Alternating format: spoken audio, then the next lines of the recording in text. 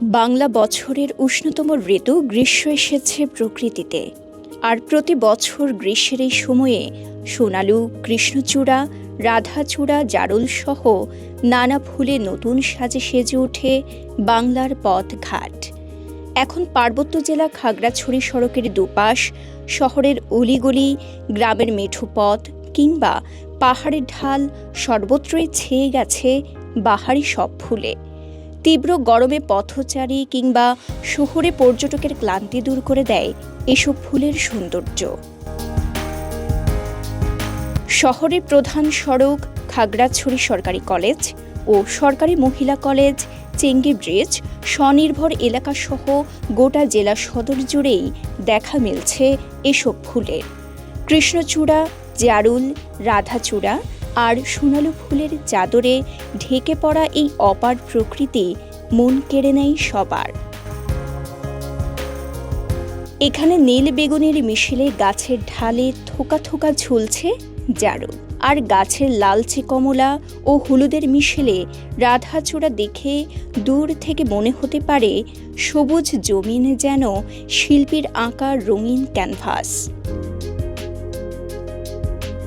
গাছের ঢালে সোনালি আভা ছড়ানো থোকা থোকা ঝুলন্ত সোনালু ফুল যেন কাছে ডাকছে দুহাত প্রসারিত করে।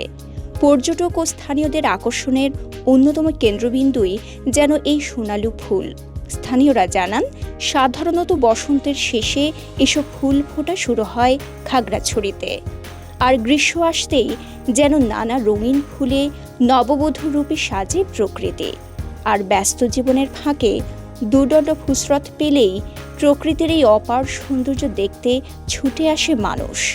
আসলে পাহাড়ে তো আপনি যেদিকে তাকাবেন সেদিকেই সৌন্দর্য, প্রকৃতির এক অপার সৌন্দর্য এই পাহাড় খাগড়াছড়িতে বিশেষ করে।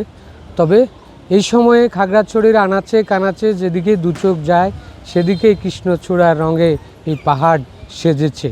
টানা সপ্তমবারের মতো বেস্ট টিস্যু পেপার ব্র্যান্ড হিসেবে স্বীকৃতি পেয়েছে বসুন্ধরা টিস্যু। এখন এই সময়ের জন্য এই সোনালু ফুল এবং কৃষ্ণচূড়া ফুলগুলো কিন্তু মানুষের মন কাড়ে আর কি, খুবই সুন্দর।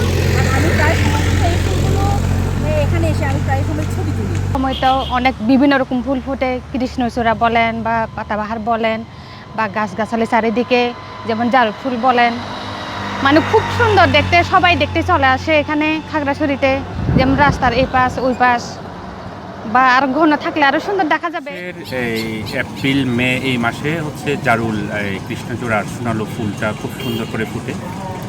রাস্তার সৌন্দর্য বর্ধনের জন্য আসলে এই ফুলটা খুবই উপযুক্ত। আমরা দেখেছি আমাদের এই খাগড়াছড়িতে রাস্তার দুপাশে অনেকগুলো সোনালু কৃষ্ণচূড়া জারুল ফুলের গাছ ছিল। রাস্তা সম্প্রসারণের কাজে এটা আসলে অনেক গাছ কেটে ফেলা হয়েছে।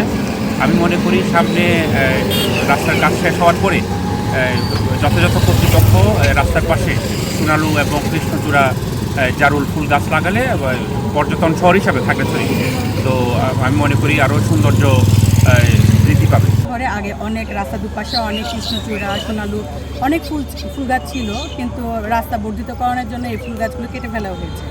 তো এখন যদি যেমন চেঙ্গি স্কোয়ারের ওখানে কিন্তু একটা কৃষ্ণচূড়া গাছ ছিল অনেক বড়, খুব সুন্দর লাগতো, ওগুলো কেটে ফেলা হয়েছে। এখন যদি ওগুলো আবার লাগানো হয় তাহলে আমাদের শহরটা আরও বেশি সুন্দর হয়ে উঠবে। খাগড়াছড়িতে এই ফুলের মৌসুমকে কেন্দ্র করে উৎসাহ বাড়ছে স্থানীয় পর্যটন ব্যবসায়ীদের।